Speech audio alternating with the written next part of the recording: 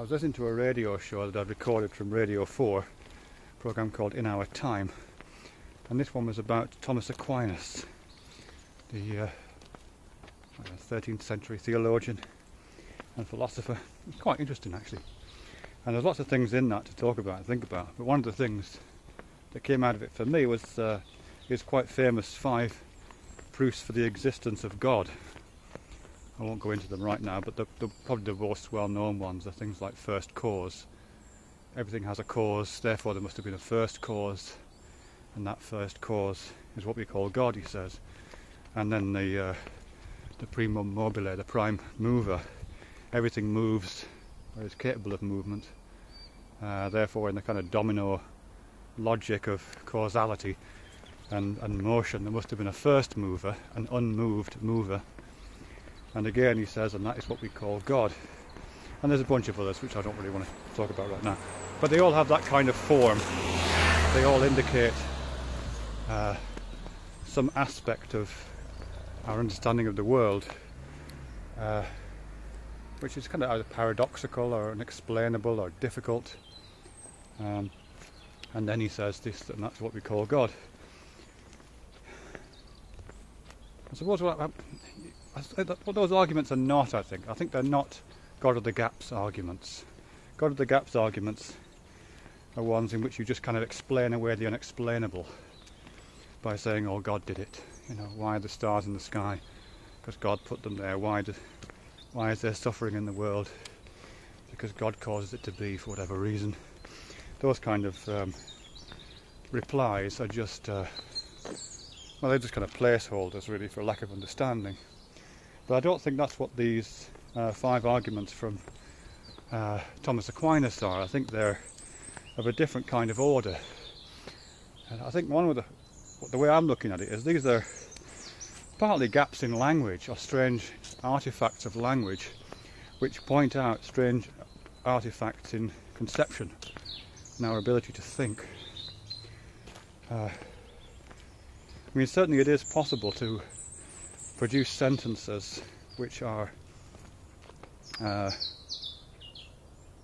no meaning, or which have paradoxical and incoherent meanings.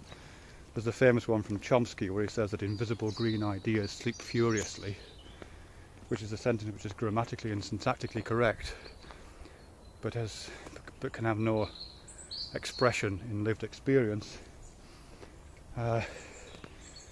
And I think in a sense these sentences are something like that. The arguments for the existence of God from Aquinas is something like that as well.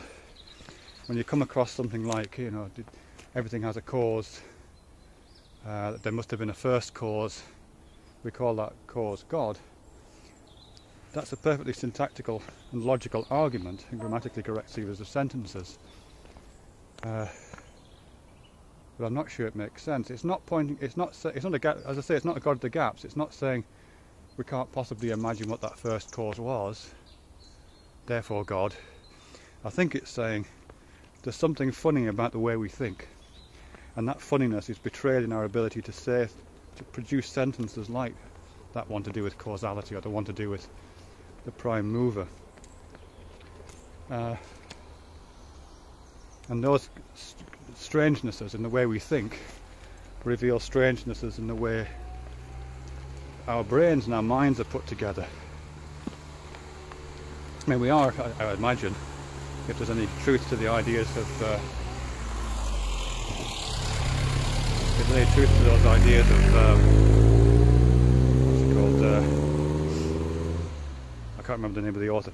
He wrote this really nice book called Kludged, or possibly Kludged, which is that the brain is put together as a series of solutions to contingent problems, a bit like a Swiss Army knife, and inevitably out of that mishmash of solutions you're not necessarily going to get overall coherence.